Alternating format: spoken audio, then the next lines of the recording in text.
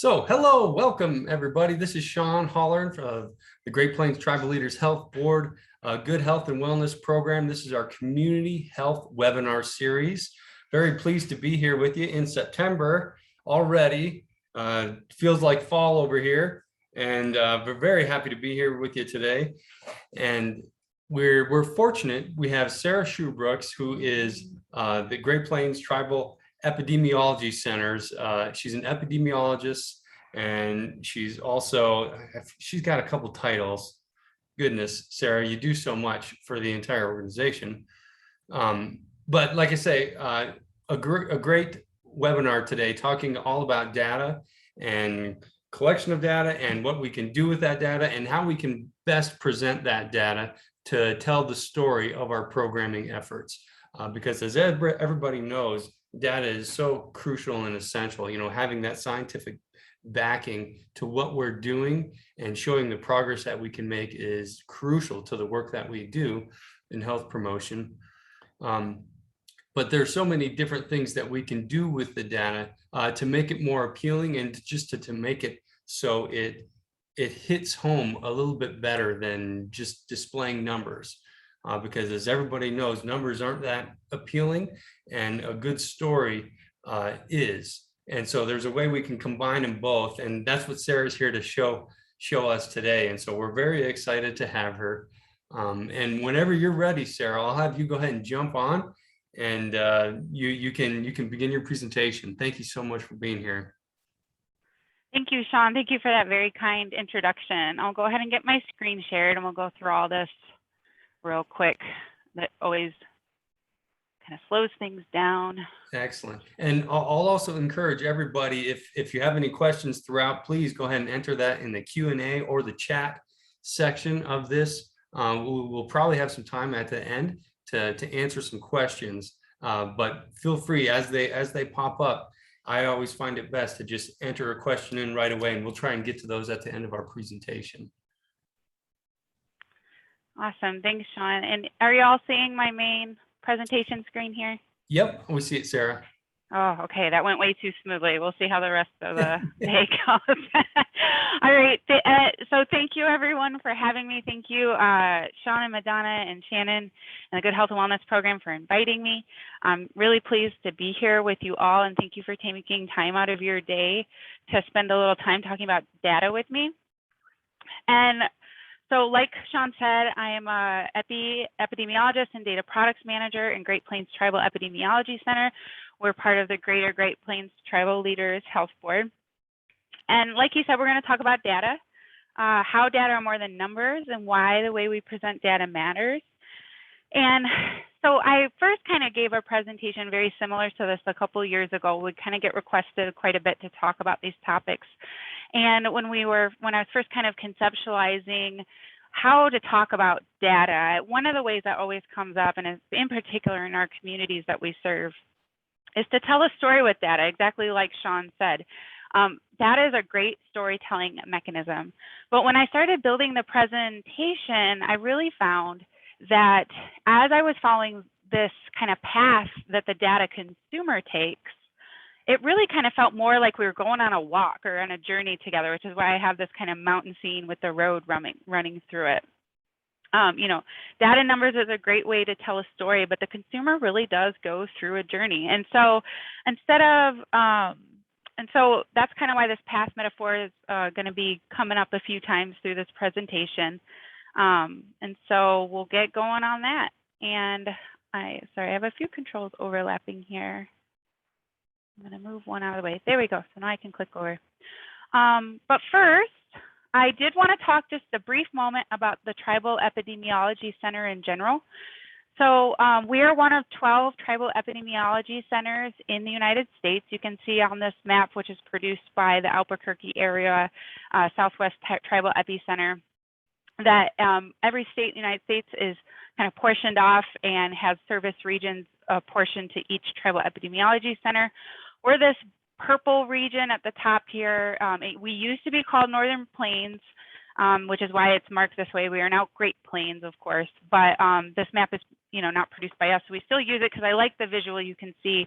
So we serve North Dakota, South Dakota, Iowa and Nebraska tribal communities. There's 18 communities in all, 17 tribes and one service location. So our goals at the Epicenter are to provide reports of timely, accurate, and useful data, measure and monitor the health status of American Indian populations in our service region, conduct health promotion, disease prevention, maximize the benefits of well-designed, culturally appropriate, and ethical health research, and contribute to the growth of public health and epidemiologic capacity and excellence. Those are kind of our big, overarching goals. Oh, I don't know why this is in there. I'm sorry. I never put things like that in there. So this is a nice infographic kind of on our services. Once again, we do health promotion and disease prevention, data and informatics, which is kind of where I'm housed. We have within the Great Plains Tribal Epidemiology Center, we have what we call the data coordinating unit, which is where I sit. We have public health, workforce development, technical assistance and training, partnerships and systems, connections, evaluation, advocacy and informing policy. Of course, in the last 2 years, response to infectious disease and emerging priorities has been a huge part of our role. And research is on here, but actually at our Epicenter in the Great Plains, we don't do much original research. It's just not one of our high priority tasks. It is technically something we have the capability to do. And sometimes we do participate in outside organizations research. So if a tribe requests, sometimes we participate in the process and things like that. So I just want to give you a quick idea of what the Epicenter is. You can always reach out to myself or Brooke or any of us. You can Google us, find us on the website for Great Plains Tribal Leader Health Board to get connected to any of these services. So quick plug for us. Now let's talk about data. So here on my screen, I put what are data, information, knowledge, and wisdom? And is there a difference between these terms? They're often used interchangeably, kind of in colloquial talk, but it's important to know that these all kind of have very different meanings. And so I am going to start with some definitions, which isn't the most exciting, but I think it's good when we think about this concept of our data consumer moving through a journey or taking a walk, that we all kind of start at the same point, which is kind of understanding these terms all from the same starting point. So we're going to start with data. So there's tons of definitions for data. This is Merriam-Webster's definition, but it's given as measurements or statistics used as a basis for reasoning, discussion, or calculation. And I underlined here that it must be processed to be meaningful. A lot of times in the data world, you hear us talk about raw data. So that is that unprocessed data. And when it's in that unprocessed form, so when data in its purest form, it actually doesn't have a lot of meaning attached to it yet. There's no context. So an example I would give of this would be a list of patient blood pressure readings. If that list of blood pressure readings has no contextual clues attached to it, it doesn't have any kind of labels attached to the numbers. We don't know what's considered a high blood pressure or a low blood pressure, so no comparative landmarks to compare those numbers to. We don't really know if these numbers are good or bad. They're just numbers. And now I know those of you who are paying close attention to my first slide, you're like, what, Sarah? You literally just said in the beginning that you're going to tell us that data is more than numbers. So what's going on? I'm going to get to that. I'm going to show you. But first, we need to move on to the next definition, which is information. Again, you can find a lot of definitions for information. This is another Merriam-Webster definition, but it is obtained from investigation, study, or instruction. And information is what is gleaned from processed data. So you compare this to the definition of data before. Data was raw, it was unprocessed. There wasn't contextual clues to help us understand what those numbers mean. Now, when we're moving over to information, we started attaching some context to those numbers. So let's see, really what it was, information is data that has been processed. So in our earlier example of blood pressure readings, you think of information might be, all of those blood pressure readings, calculating an average of those readings, or maybe you did some kind of statistical analysis on those numbers to see whether blood pressures are significantly different between age groups, or maybe between people in different weight categories. The point is that these resulting numbers now have more meaning. They've moved from data where they kind of were just numbers, and now they've been transformed into information. And they're more than numbers at this point, but we're not done. We've got to keep going. So now we kind of move on to the idea of knowledge. Keep saying this, many definitions. This is Merriam-Webster once again, but knowledge here defined as the fact or condition of knowing something with familiarity gained through experience or association. I wish I had underlined that word experience because that's such an important piece. It's the sum of what is known, the body of truth and information and principles acquired by humankind. So knowledge are really information accumulated. More context is being added. So I'm going to go back again. I'm trying to follow the same blood pressure example. So within that same example, with the statistical analysis we performed, we find that, and this is just an example, that obese males within this group have a higher blood pressure, than males of the same age who have a healthy weight. So now we have taken all this bit of information, those weights, those blood pressure readings, the contextual kind of information around what is considered high or low for blood pressure. We combined all of these pieces of information, and we formed this bit of knowledge that overweight men in this particular age group tend to have higher blood pressure. And so here we're starting to get a story, like we talked about in that first slide, what Sean alluded to. Now we've taken data, was very raw, not a lot of context. We've added more, we got information, we pieced that information together. We added likely some experience, maybe information from other researchers or associations. And what we've now reached is a bit of knowledge about blood pressure readings. And so you kind of can see these numbers have walked from their pure form, raw, through information, and then up until knowledge. But we're actually not at our endpoint yet. We really need to kind of take it that next step and move to wisdom.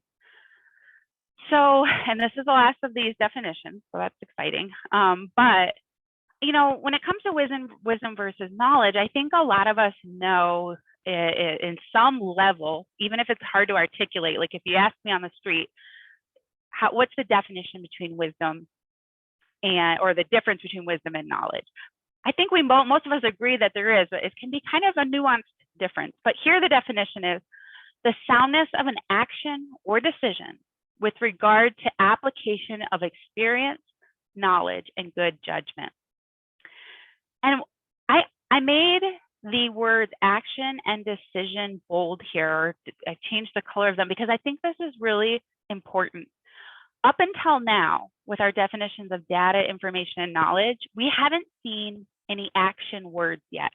Words that indicate actions are being done, in this instance, literally the word action, but also decisions.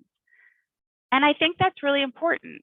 So if I kind of give you that visual of that path, we started at data, we moved to information, so think of your data consumer here. They start here, they got some numbers, and then you give them some context and they gather information, and then they move along gathering more information, turn it into knowledge. Well, the hope is that they would continue on to this next point where they where they're applying wisdom and they're taking action. And a lot of times we hear, and especially in public health, and I think we hear this in other aspects of life, that we want to make data-driven decisions or data-informed decisions. And while I get what they're saying there, I think what we are really hoping our data consumers do, those people who are the recipients of our data, information, knowledge reports, is that they really make a wisdom-driven decision. We don't want people to take action, to apply those action verbs until they've accumulated the information and knowledge which can drive that decision. So not really a data-driven decision. It starts with data. It all starts with data. But really what we're hoping for is for that wisdom-driven decision. So again, you could just kind of reiterate that path.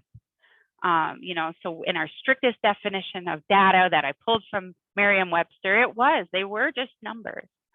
But that we don't ever just leave it there, nor should we ever just leave it there. We have to provide our consumer, our data consumer, our customer, you know, in kind of the cold sense, that information and knowledge to help them make those wisdom-driven decisions. So now we're kind of break real quick, right? Quick hard turn, but not really. We had this kind of metaphorical discussion about taking a walk. And, you know, I talked about why data are more than just numbers and why that statement I made in the beginning is still technically true, because we never should be providing data in that pure raw form without context and information and knowledge. But I want to address something honest about data, and I'm glad Sean opened this up. We did not coordinate this on all, but he like read my mind, I think, that, you know, data and the idea of data and numbers can be really kind of a blah topic for a lot of people. I have no doubt there's people in this webinar here today who love data like I do, but a lot of people don't necessarily feel that way. You know, in these definitions, their eyes can kind of glaze over. It like brings up these ideas around spreadsheets and calculators and these painful math classes. And, you know, if that's not the case for any of you, that's great. But if it is, that's okay. I get it. You know, I recognize that while I find data and the topic of data and spreadsheets, all that stuff really exciting, for a lot of people, it's not as fun. And it might even be a little of intimidating when you set data down in front of some people. And I think that's like a little bit cultural society. And by culture, I mean like Western society. It isn't necessarily something that we're always is sold to us as being super exciting, you know, boring. Math and science is boring maybe for some people. I don't feel that way, but it's definitely sold that way, especially as, you know, women. You know, we're always trying to get more women in STEM. But it can also come off a little bit elitist, or maybe that kind of this for the academics and this for those kind of big brains in a university somewhere, not for us here working on the ground. It can feel like this, exactly what you're seeing on your screen is just this mound of hard to navigate, kind of foreign, stressful words. And if that's how you feel, don't feel bad. That's totally fine. But I'm going to try to change minds because I don't think any of you would disagree with me on this, but in public health, data represents us. It represents our families. It represents our neighbors, our community. You know, every statistic is a human. Every mortality statistic is a life lost, and it's an aggregation of our collective life loss. And these are our community members. We can't afford to ever let anybody's eyes glaze over. We have to put the data out for them front and center to help drive those wisdom-driven decisions. But if you're one of the ones who are thinking like, okay, I agree with you, but like, I'm just not good at it. It's not for me. I'm going to tell you that you do this all day, every day. You intake data, you transform it to information, you apply more information to gain knowledge and make wisdom-driven decisions all day. And I'm going to prove it to you by giving you a really ridiculous example of this.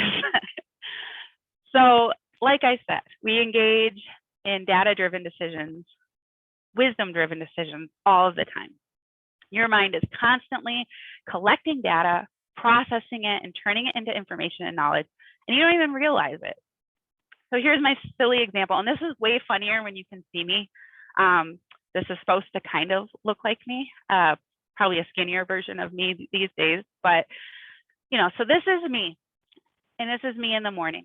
And you can see I'm kind of holding my stomach, and there's these red lines because I'm feeling like this like pain in my stomach. It's first thing in the morning. I just got up, got ready for work, and it's like, oh, what is this sharp pain? It's grumbling. It's making these weird noises. But I don't pretend, but you have to pretend I have amnesia. I don't understand what this is. I have no experience or remembrance of why my stomach would be rumbling or growling in the morning. So whatever, you know, I'm like, okay, I move on, I go to work. And I walk into the break room and I see a big box of donuts on the table. And I'm just like, whoa, I'm going to eat that, right? You can see how excited I am about that donut. You can see it on my face. It's a good day. And then this is me after I eat the donut, because what I find is that grumbling, rumbling feeling, those loud noises coming from my stomach, they're gone now that I've eaten the donut. So let's think about this in terms of what we just talked about.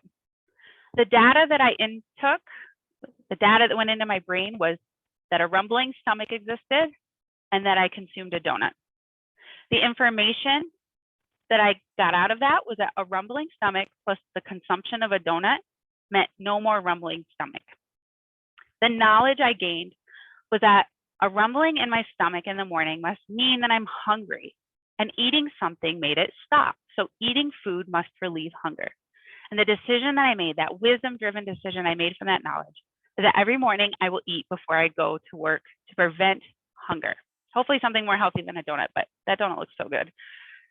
You can see, like I said, this is an oversimplified, kind of meant to make you laugh, but make you realize that this kind of mental gymnastics is happening all the time. You're good at it. So just because if you replace all of this data, information, and knowledge with numbers, with Roman numbers, it doesn't change that. You're capable of it, and you're good at it. And so, all this I mean to say is that, data are important, right? And I don't think most people disagree inherently.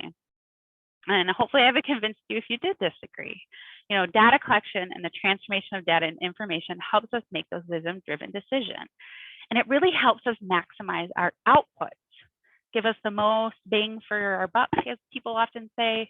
And we know, especially in public health, I mean, all of us, I think, are public health workers or service, community service workers. No matter how idealistic we are about this world, we know our resources are limited. So we have to maximize how we use them. And data, making wisdom-driven decisions that are based on data is how we maximize our resources. But how? How can we use data to convey that knowledge and try to produce that wisdom? So I'm going to kind of turn now to more definitions and kind of give you some data concepts. So this is going to go kind of to more kind of your standard definitions with some data related things, and then move into how we can talk about those data in a visually appealing way.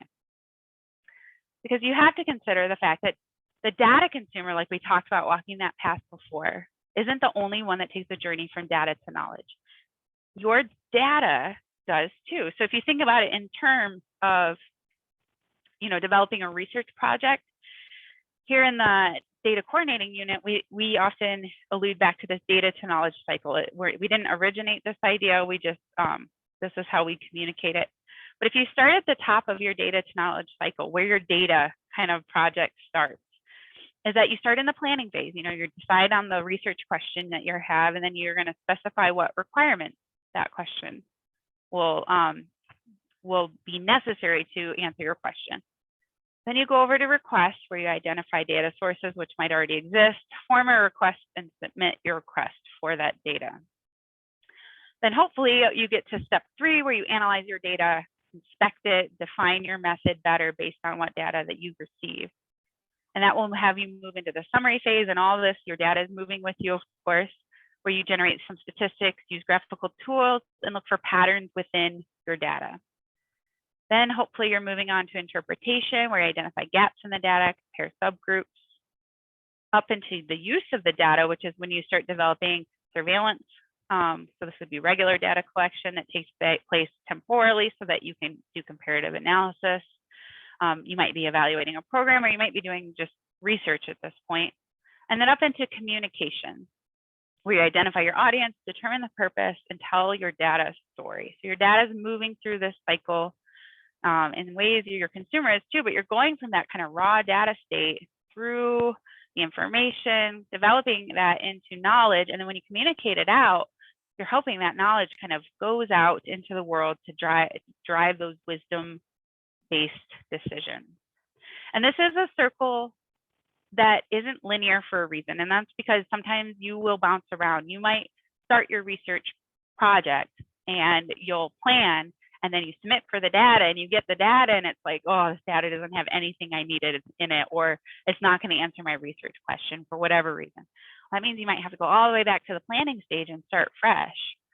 This can happen again in the identification of gaps. Maybe you get to interpretation and you have such glaring data gaps that you're like, this isn't going to do it. I need more data. You might have to go back up to step 1 or step 2. So this isn't a linear process.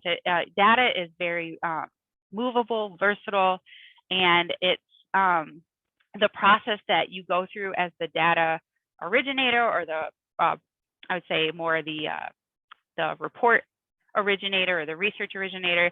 It's not, it can be very back and forth, cyclical, not very linear, and therefore sometimes can be very frustrating. I'll just say that bluntly. But, so we're talking about the data though. So let's now move into what are the types of data. And so I'm going to keep it kind of high level. You can go deeper than I'm going to go, but I'm just going to start first with your kind of concept of your primary versus secondary data, because that kind of does cover everything. So when we talk about primary data, we're generally talking about original data collected by you or your program. And it's collected with your specific purpose in mind. So you are in control of this data collection. So an example might be tribal prams or the birthist. Now, secondary data collection is data previously collected by someone other than you that you're going to use for your research purposes or your reporting purposes. It's existing data used, again, for the purpose other than originally intended. And it often involves making a formal request to a data collector or owner. The most common examples of this are census data. So, census data is produced for its own reasons to do the census-related things that the government needs to do. Vital records are the same, birth and death records. But me as a public health researcher or a public health reporter, I might be able to use that for other reasons. I can filter that data in different ways to make it useful to answer other questions outside of what the census is trying to answer. And there are benefits and drawbacks to using both. Primary data, it really is, since you're the originator, you designed it, you originated the research question, it will likely, hopefully, if you designed it well, resolve your research question perfectly. And so because it tends to be more accurate, and it's all because you kind of have more control over the gathering and you own that data. But the drawbacks, and these are significant drawbacks, I think ideally we would always use primary data actually, but because of the drawbacks, it's actually quite rare that we use primary data. And it's because it's extremely time consuming, especially the IRB approval process when you're talking about human subjects, and it's very expensive. I mean, if you think about how much this, I can't remember off the top of my head what the 2020 census cost, but it was definitely, I think, in the billions of dollars. And obviously that's a nationwide survey, but the point is it's expensive. It takes a lot of resources to do original data collection. And it's very time specific, right? So it's only valid for the time period which you collected it in. And for all these reasons, it's not always possible to do. Now, secondary data, the benefits of that is that the IRB process, the review process is very streamlined because the data has already existed. The burden has already been, the burden of the collection of that data on the people who it's being collected on, all of that has already taken place. Now they just need to identify whether your use of it is going to be ethical. There's no original data collection required, so it's time saving and it's much, much less expensive usually. And you can also, and one of the great benefits is that because of that, you can often do longitudinal or trend analysis. But again, I'm going to harp back to the census, I think, because most people are quite familiar with the census. I could go back and look at, some population groups going back to the first census of the United States that was ever documented, and I can do trend analysis every 10 years on that data as long as it's been collected. And when generally that's not the case with primary data, you don't have the luxury of collecting it that way. But the drawbacks is that because you didn't direct its collection, you may not resolve your research question. There could be issues with quality that you have no control or even know about. You might have to use a complex sample design or methods. You might have to review the documentation around that data collection quite carefully. It can certainly not be timely. I mean, the census data, that's again. So we're lucky right now, census data is now currently being slowly trickled out of the census from 2020. So we're going to have quite timely data right now, but census data is only every 5 years. They try to kind of supplement that with the American Community Survey, which takes place in a shorter tempo. But at the end of the day, the actual census data, which is the most encompassing, we only get that every 10 years. So by 2019, all the census data that we're working with, which is a lot of what we have to use to capture some of these issues in our communities are like 9 years out of date, so it's not very timely. And then you don't own that data, of course. So these are kind of, like I said, it's very high level, there's deeper levels of going into data, types of data, but these are kind of the 2 high level concepts related to data. And like I said, secondary public health data or secondary data is the most commonly used for us in our programs because of all these drawbacks to primary data. Some of you might work in original data collection. I'm jealous because that's a really an exciting type of work to work in. But a lot of what is used is secondary data. So what are more examples of that secondary data for public health? Again, large scale surveys, administrative records like hospital records or Medicare, Medicaid, EMS and hospital discharge data. Registries can be a really, really great source. I did my master's work on a diabetes registry, but of course there's, I don't even know, there's dozens of registries out there for different conditions. Vital statistics, super important. Births and deaths, though they can be a little slow unless you have a direct relationship with the state. Aggregate data, of course, census data, and then surveillance. So these can be things like, you might have heard of syndromic surveillance, that's the infectious disease reporting systems, fatality and accident reporting, youth risk behavioral survey, BRFIS. So these are kind of some of these other tools we use in public health. Hopefully it's something that can be filtered in a way that captures, at least gives a good idea of this public health issue in our community. So another important data concept then is data quality. And I'll just let you all know I'm about 3/4 of the way done. So if you have burning questions, we're getting close to the end here. So data quality is super important. It can't be understated how important it is if you're going to try to tell a data story, if you're going to go on that data journey, you have to have quality data. And when you think about quality data, there's a list here I put on the screen. You might see different variations of this list where they add a few or maybe sub 1 or 2 out, but generally they tend to include these concepts, which is that the data are complete, representative, reliable, timely, and secure. So unfortunately, I'm going to have to take us into some more definitions, but none of these should probably surprise any of you as far as they make sense why you would need these in data. So when we talk about complete data, we're asking, are the data free of missing or unknown responses? And I don't say that to say that if you're working in a data set that has missing cells or some unknowns or some responses that are blank, it doesn't mean you can't use it. But what that means is that you have to be very transparent about how you handle those missing or unknowns. So, and this is where, when you're writing up or reporting on data, there'll be, there's always room for this, but you should always be very transparent about what you did. Did you just delete any line that had a missing data source? And then if you deleted those lines, did you introduce bias in your results? Things like that. That's all stuff that needs to be communicated to ensure that your data consumer understands what picture they're being given when it comes to that data. In a perfect world, we all have, data sources that are, every cell is filled out with, accurate, representative, timely pieces of data, and there's nothing missing. But I literally, in all my time, have never ever seen a data source that was not missing something. So, there's some that are more complete than others that might be so incomplete that you do decide the work can't be done. But like I said, if not, there's just ways that you handle that. And it's all about being transparent and communicating the decisions you're making along the way.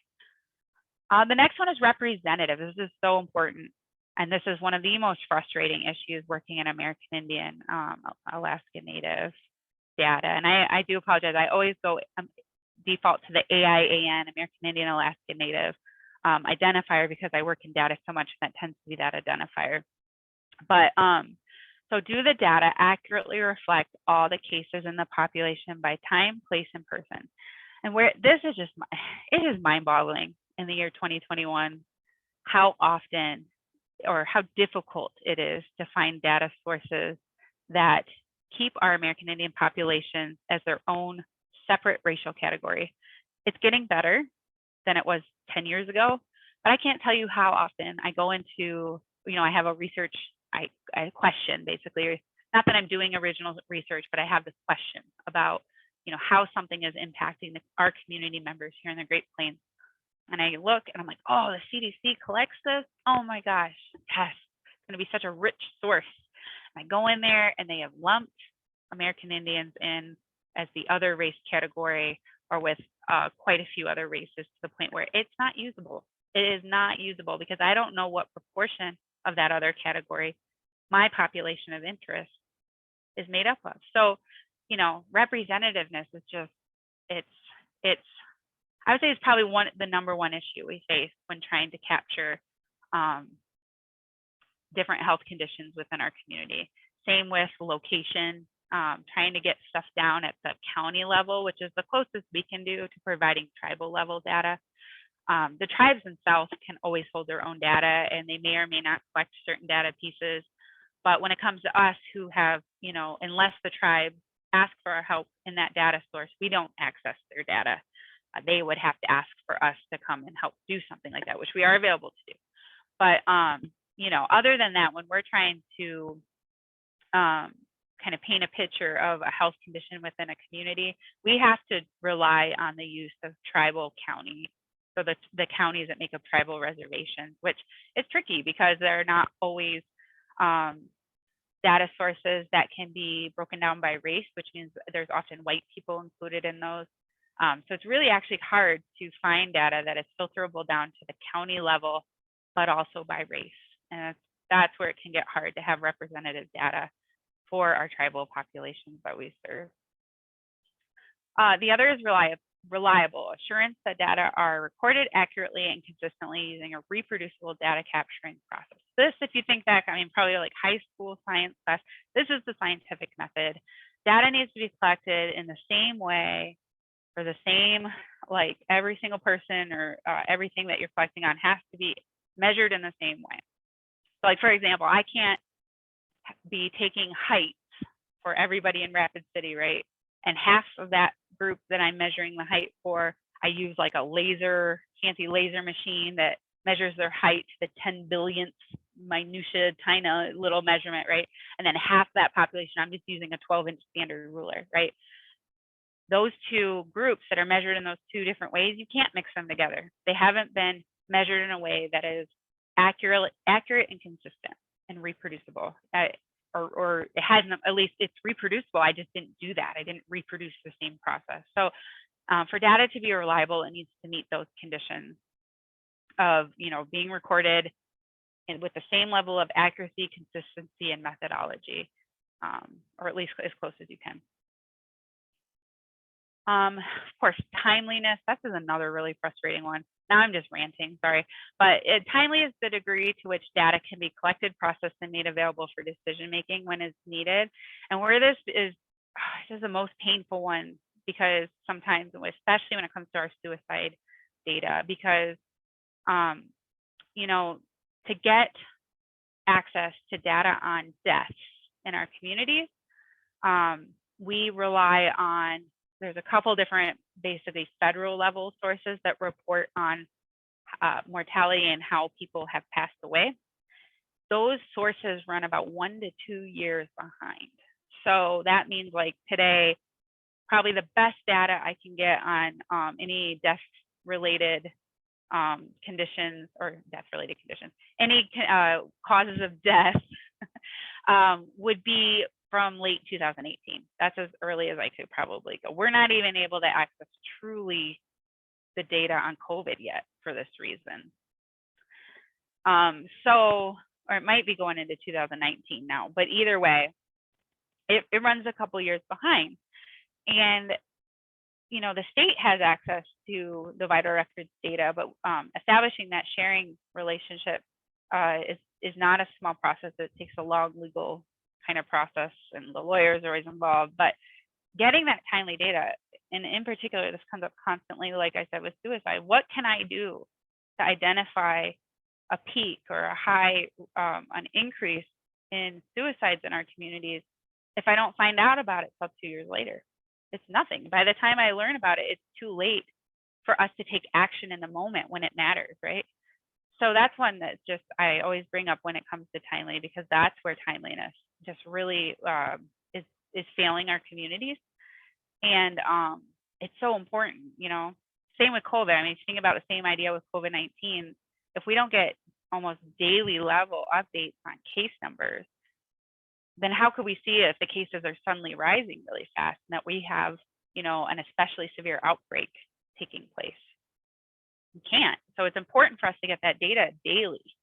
And it got really frustrating towards the end of the summer when a lot of the states, for many reasons, and I'm not trying to just bad talk them, they have a lot of reasons for the decisions they make, but started reporting daily data only weekly or not at all in one of our states. So, it made it impossible for us to notify and watch that for our tribal communities and help notify them, with the tracking that they're doing internally, of course, with their own tribal data. So, timeliness is another really important but difficult topic when it comes to data in our communities. And then secure. I mean, this is so important. It feels like a bit of an afterthought sometimes, but data has to be ensured that it maintains privacy and confidentiality, partially because you want to ensure that data are protected from corruption or unauthorized access. And of course, this is to provide for ethical and legal standards. You, of course, want your data to be private and confidential because the law tells you it has to be, right? And of course, ethically, you want to protect the individuals that are covered under that data. You want their privacy to be maintained, just like I would hope my privacy would be maintained. But also, just from a practical standpoint, as a data user, I have to protect that data so that, let's say a couple of us are sharing a data file. Legally, we're allowed to all have access to it. But one person goes in, does a bunch of stuff to it, changes a bunch of things, doesn't tell any of us, and then we're going off the assumption the changes they made are that original data, and it changes the whole course of our outcomes, right? So you want to make sure that data is always protected from that corruption or unauthorized access. And there's methods that you use, when we're sharing a data source in the DCU, for example, there's methods we use to ensure that nobody changes anything in the original source, or that we always leave a copy of the original somewhere where nobody touches it. We all just download copies of it for use and leave that original alone so that it is never corrupted. So that everybody from here on out, as long as we're authorized to store that data securely, can access that original data source without any changes or corruption. So I covered those. There's two more, though, that weren't on that list, but I think are very, very important. And I don't think necessarily they get enough time or talked about enough when it comes to data quality. And that data is that for data to be usable, right? Because really data quality is all about whether you can use that data. For data to be usable, it also needs to be accessible and digestible. So what do I mean by accessible? For accessibility, of course, I mean it needs to be physically accessible. So without, we want data to be secure and we want to maintain privacy, but it can't be so locked down that nobody can do anything with it. And that doesn't just mean the data scientists and researchers, right? This also means, especially in public health, that data and the results associated with that data need to be accessible by the people who is representative of. And in that case, that is our tribal communities that we serve. It needs to be brought back to them once it's been analyzed, compiled, and researched on. And all of that needs to be brought back for their use so that that can help them make those, knowledge and data, wisdom-driven decisions. Thankfully, that's not a new concept in public health. It used to be unheard of that, the researchers, their big brains, that go back to the universities, they would write their papers, they would publish them, they'd all pat each other on the back, and then nobody in the community ever heard what came of that data. So there's been a drive for this in public health. Thankfully, all of my training in public health has stressed this, so you can at least say for the last 5-10 years. But it's really, really important, right? So data needs to be accessible. And it also needs to be accessible in that, like I said, that people can research it without too much red tape around it, because data that's collected but never used becomes unethical. It becomes unethical to have ever collected it. Collecting on data and not using it and then reporting it back to the community, that's unethical data behavior. data behavior or data producer behavior. It's not, it's wrong, basically, because it takes a toll on the communities. It takes a toll and it eats up resources. So if you do that and then you never do anything about it, you're wrong, basically. So it has to be accessible in that way. But another way that data, and it's a little less obvious way that data needs to be accessible is, is whether that data product entices your reader. It needs to be accessible in that way too. So if I write a really long, thorough report, but no one ever reads it, well, it might as well have never been written. It needs to be presented to the intended audience in a way that appeals to them, that's accessible to them. And along the same lines, it needs to be digestible to the intended audience.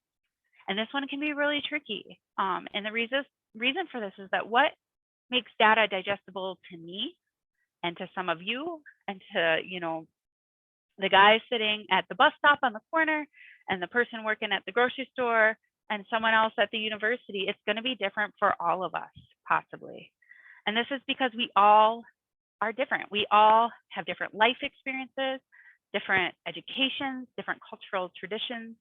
All of these variables impact kind of our world lens and how we read and digest data. And so these two factors, while not included in the original list, I think are some of the most important. And especially when it comes to getting our research out there, we can have all of the best data and report it in all the best ways, but if we're not messaging it correctly or in a way that is digestible to our populations of our target population, it's practically useless, right? We all know somebody like this guy, his desk is like our worst nightmare. We spend hours and hours writing these intense reports, only to have them buried on someone's desk like this, and we don't want that. But how do we make sure our report reaches our intended reader? How do we make sure it stands out from this pile? And then once read, how do we get people excited about what they're reading? How do we ignite that passion for change? I can almost guarantee in that pile of reports on that guy's desk are a bunch of papers like this. So this is an academic paper. There's nothing technically wrong with this within reason academically. It's a report. It's written in an academic style and an academic language in the way that it's expected to be. It's meeting the expectations of an academic audience. But the problem is that a report like this, like I said, targeting an academic audience is making certain assumptions about the reader. And some of these assumptions, just looking at this, that I can say this report is making is that they have, probably a Western style education and probably higher education, at least probably some college. They have some mathematical training, right? They know what n equals means, or they remember it from whatever their last math class was. They remember what a p-value is, what it means, and how it's derived. I'm assuming that they have interest in a background in health, or at least an interest in it, maybe diabetes in particular, because you can see up here at the top, it says type 1 diabetes. I'm just making assumptions about their learning style, that they're a very heavy reading learning style. And then also that they have time to read this, right? I don't look at this and think like, oh, that's a light read. I'll just read that real quick on my spare time. The text is small. There's a lot of words. The text in the table is small, very, very small. The chart over here has tiny little fonts and the colors are kind of, it honestly makes my eyes water looking at it. And I can say that, okay, because this is actually a clip of my master's thesis. But like I said, it sounds like I'm ragging on academic. I'm not. There's nothing wrong with academic reporting in the academic context. It's appropriate here and it's expected here. If I didn't report this way, I probably wouldn't be sitting here talking to you because I never would have gotten my master's degree, right? But it's for a very specific audience type, and that audience type is what we would consider your technical audience. And these are people you think about, if they're not academics, scientists, mathematicians, then they're people who take special interest in that and take time to kind of train on that in their spare time for funsies, I guess. They're often people who are comfortable in spreadsheets, comfortable with numbers, And if someone tasked with messaging data, it's important that I understand this audience and their expectations and tailor my product accordingly, just like I did in this paper. I wrote this paper for my academic audience and was graded, in this case, in that way, and it was fine. Now compare this though to this report that we put out a couple years ago here. This is, it's not the same topic, but it's a maternal and child health report. I happened to just pull a North Dakota page to show you guys here. But this, I mean, this is a really different reporting style, right? There's a lot less clutter on the page. You can immediately see. Some might say a lot less words. You know, it's not a very wordy report. You can see that we added icons to kind of entice that visual learner. There's color coding going on here. So you can see here we happen to indicate our white population here in the legend is in this soft blue color. That's been brought all the way over here into our table. So kind of maintain that line of thought for your reader, kind of helping them through the document. Instead of doing long paragraph descriptions, we did short call outs. We took out a lot of redundancies. So, you know, you can see here, academically trained people in this audience are like, where's your access labels? Well, in this audience, I can get away with not having it because I still gave them all the information. But instead of, you know, putting access labels and making their eye follow a line, I just told them what that bar number represented. And once I told them what that bar represented, all this down here became redundant. The other big thing is I made my font size bigger in a lot of the document. You know, it's more appealing to the eye in this way. It might grab you a little faster than that really wordy academic report did. You know, for an academic person, that academic report, I had somebody tell me that once after a presentation when I kind of talked about this. Like, well, I would have loved to read your master's thesis. And I'm like, well, thank you. But also, like, that's not everyone, you know, and that's okay. That's fine. So this type of reporting style, when you adopt this methodology, we're kind of we're talking more about our non-technical audience is all I'm kind of saying. These are your general public. These are people who are casual news readers. They don't necessarily sit in spreadsheets, or if they do, it's not public health oriented. It may not be science-based spreadsheets. You know, if someone put a financial spreadsheet in front of me when it comes to like an economics, I can't read any of that. I'm good with numbers, but I don't understand that. I'm a non-technical audience member with stuff like that, you know? And so I made adjustments to my reporting style for those people. And so what these slides kind of demonstrate to you is that you really need to know your audience. And it's tricky. You don't always get to know your audience first. There's things you can do before you present. Often when you're reporting, you already know your audience. So, you know, if I'm going to report and try to get published in an academic journal, obviously I'm going to be using this style, right? So that's what I know what the expectations of an academic journal are. Sometimes it can be trickier in a presentation to know whether you should go more technical or not technical, but based on the context of your conference or anything like that, you might know. But the point being is that, you know, sometimes this means you have to produce the same report twice in two different ways to really effectively get your message out there. And that can be hard and time consuming. And one thing I really want to stress that I didn't say about my non-technical audience is that while I didn't include as much detail in this report, I'm not at all telling anybody to not give your non-technical audience all the information, all the relevant information. I'm not saying that they're not smart enough to understand anything. I'm just saying I'm going to give them very similar or the same information in a very different way. It's the presentation that's changing, not the meaning, not the all the like real nitty-gritty stuff. Often in a report like this, in a non-technical setting, this may be how I present the report, but it doesn't mean there's not pages of appendices and additional documentation in the back in case I had a technical audience member who wanted to know more, or they can reach out to me and find out more. I'm never saying that we should hold back information from any of our audience. It's simply that I'm going to change the way I talk about it sometimes to make it more interesting to them, because we're all different. We all have different expectations. We all have different life experiences. And I'm just saying we need to try our best as data producers, data communicators, to meet people where they're at. And if they want to know more, please. I love to talk about data all day, public health data especially. So that's really all that I have. I wasn't watching the clock. Oh, I did go long. I apologize. Did anybody have any questions?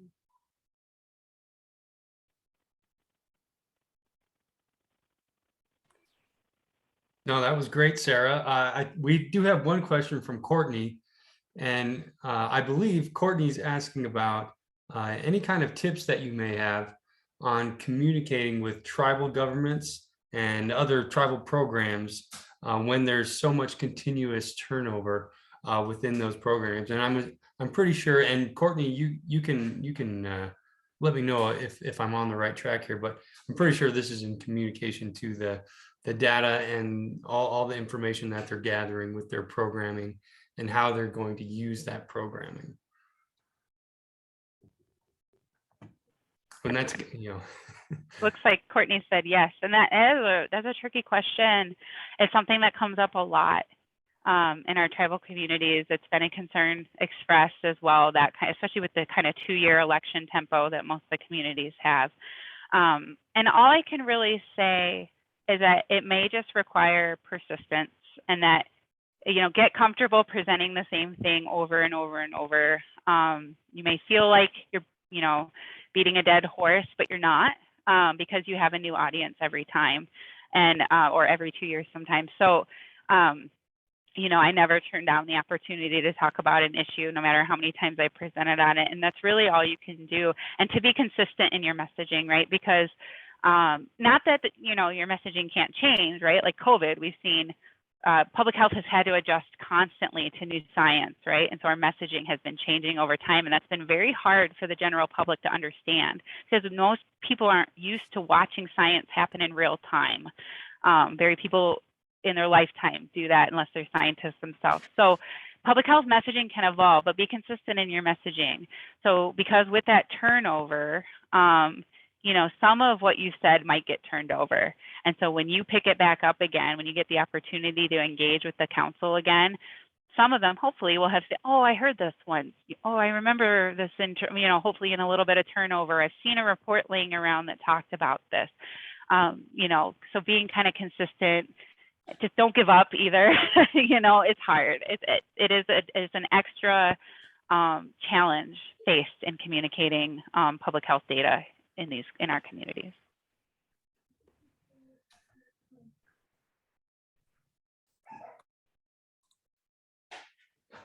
I think that was a great answer. Persistence and patience, right? Always pay off.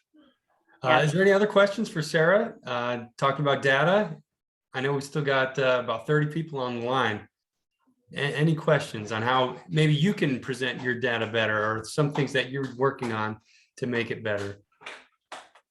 One thing that I will plug, Sean, is every year the data coordinating unit does do a community health profile training, and generally we do it in person. The last 2 years, of course, with COVID, we've done virtual trainings, which was much smaller and shorter than our normal trainings.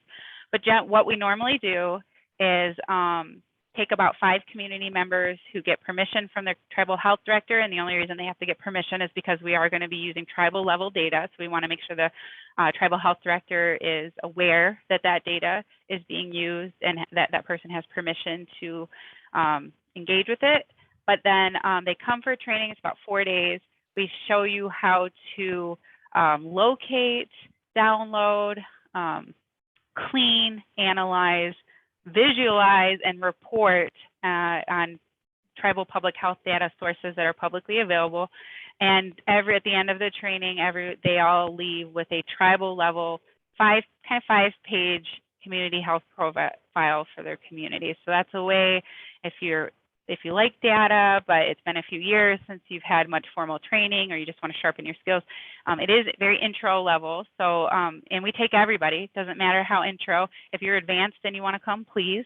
Those individuals can be super helpful. I learn things from our participants almost every time, right? But yeah, that training, be on the lookout. It happens every fall. August, September timeframe. We did do it already this year. Again, it was virtual, so it wasn't as hands-on, which I feel like is always kind of a bummer. But we're hoping to be all back together next year. So if you're interested in that, that email generally goes out to tribal health directors first, give them dibs, and then hopefully they're passing it out to everyone else. But if you think about it and you're like coming up to next year, and you're like, oh, remember that person, and she said something about that training, contact, you know, maybe Sean or me or somebody, and we can get you hooked up and try to get you on the list.